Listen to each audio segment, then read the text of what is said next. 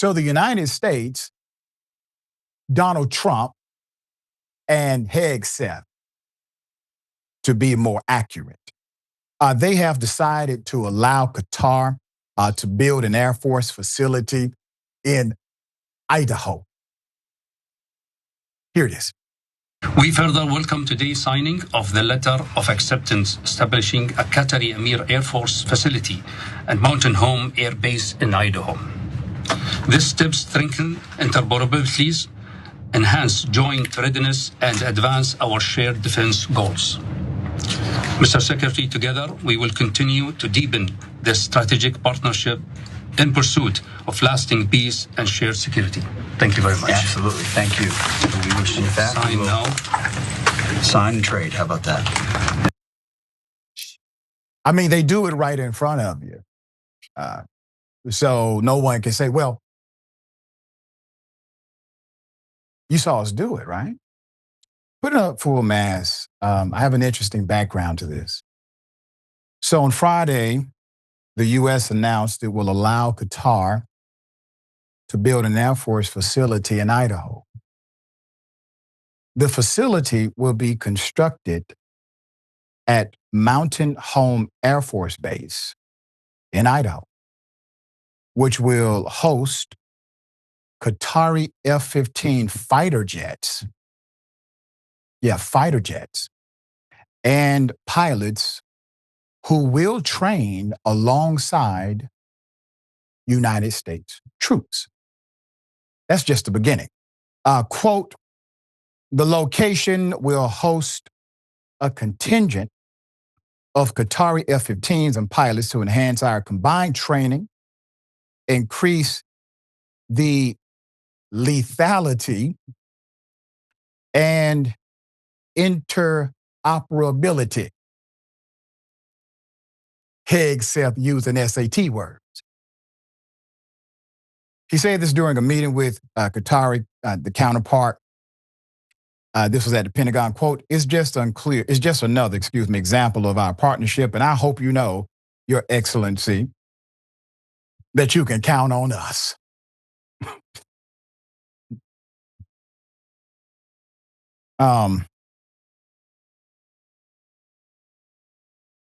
You remember when President Obama demonstrated an act of courtesy to someone who wasn't from around here? And they said, well, that act of courtesy shows that, yeah, he's a traitor. He's not American, they said. But Hegseth just signed, who the hell knows?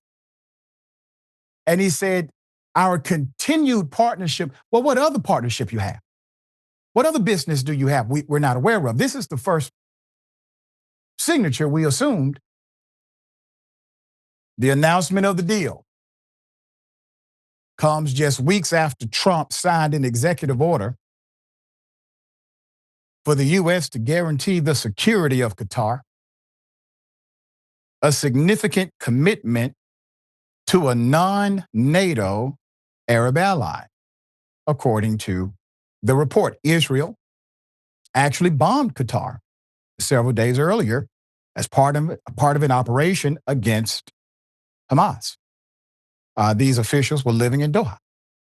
Sources told CNN that the plan to build the Qatar facility has been in the works for many years, several years, dating back to the previous administration. Now, Hegseth praised Qatar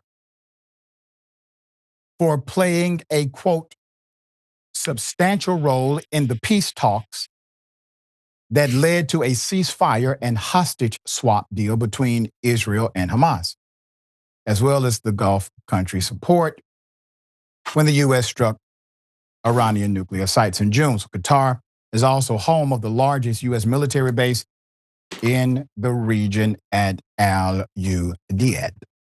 So Hegseth later backtracked and clarified on Friday and wrote in a post on X, quote, the U.S. military has a long-standing partnership with Qatar including today's announced cooperation with F-15 QA aircraft, emphasizing there will be no Qatari-owned base in the United States.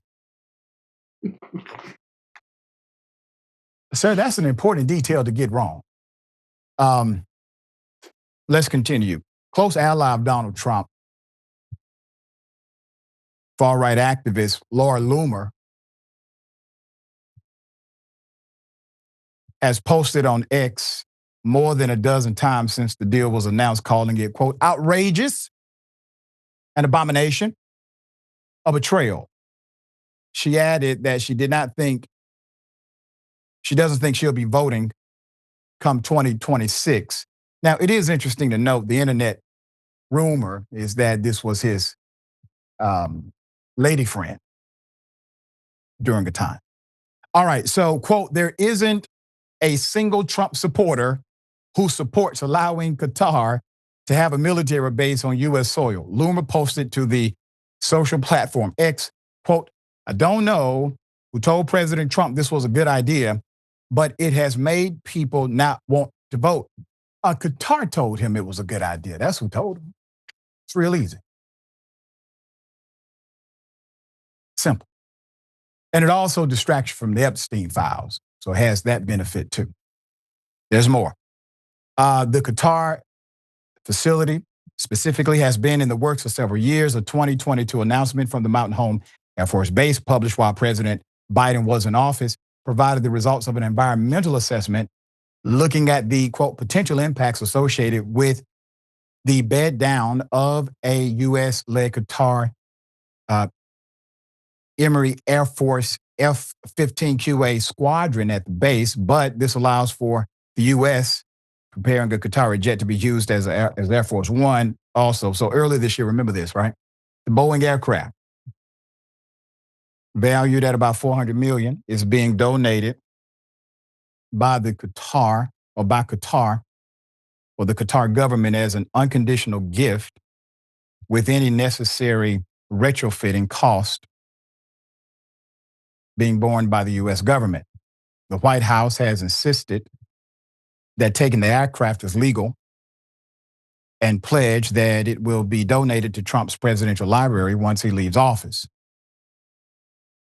Current rules suggest U.S. officials can only accept gifts under $480, which President Obama followed and made sure everybody else did as well.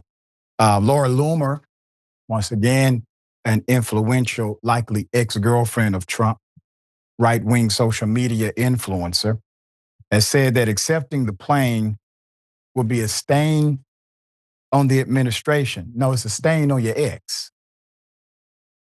So everybody continues to jump around the one issue that's right in front of them, the elephant in the room. Who's giving Trump bad advice? Why do they keep doing this to Trump? Even Marjorie Taylor Greene refuses to say Donald Trump is in charge. He wanted the damn job. He campaigned one way, decided to govern another. Instead of saying it that clearly, all of these individuals who are obviously adversarial to the current policy direction of Donald Trump refuse to make Donald Trump responsible for Donald Trump. And this is why Trump believes he can get away with it. Because the way he's being treated now by those who don't even like him, who do not support him, who will vocally say he is wrong, this is how he's been treated his entire adult life and maybe even before. No responsibility, no accountability. So if no one supports this, why do we not hear more? All right. Dear sister, Senator, this is a hell of a thing. This man literally took a bribe in broad daylight, took the plane. Within that same year, showed us what the deal was about. What was the limit? You said, Doc, $480? $400. He maximized that by some millions. He multiplied it and assumed that was the number. I just need our audience to know I muted myself because the way Doc telling this story, I mean, it's funny, but it's not funny. But Doc, I mean, you in a comedy would be the straight man, all right? And the straight man is usually the funniest person in the comedy. in our face, playing straight up in our face. And President Barack Obama would have never, not that he should have, because if he was doing this on Indisputable, you would be hearing Dr. That's right. and myself saying the same thing. This is wrong, wrong, and damn wrong. But imagine if President Barack Obama had done something like this. And you know what, Doc, for them to try to cloak themselves, first they saying Biden is bumbling and wasn't fit to be president in the last year of his service. And now, though, on this, they want to hide under his shadow. Well, right. I'm here to tell them it doesn't matter if President Biden's administration was in conversations, we would still be saying the same thing. And oh my God, I don't know if hell has frozen over, but maybe slightly, because I am in agreement on this particular issue with Sister Laura. This is ridiculous. I know. Leave it to Trump. Mm-hmm. I remember the first time Trump made me root for George H.W. Bush. Politics is interesting. All right, we'll bring you updates as they develop. It's quite simple to me.